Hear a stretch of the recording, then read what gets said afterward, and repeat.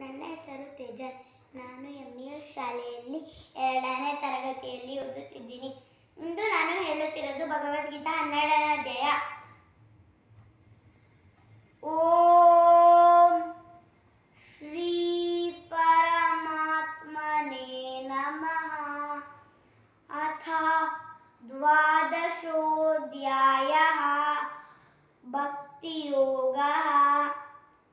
अर्जुन उवाच एवं सततयुक्ताये भक्ता स्वां पर्युपासते ये चाप्यक्षरमव्यक्तं तेषां के योगवित्तमाः.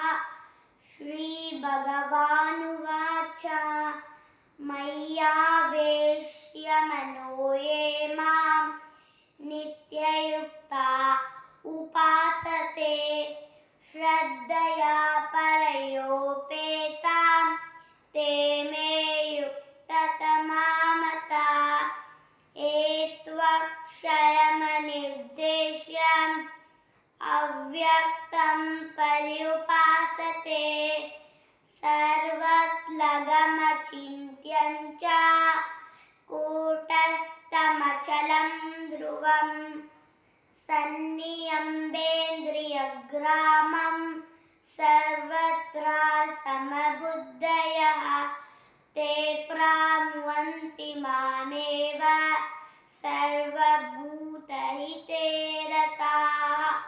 क्लेशोऽधिकतरस्तेषाम् अव्यक्ता सक्तचेतसाम्.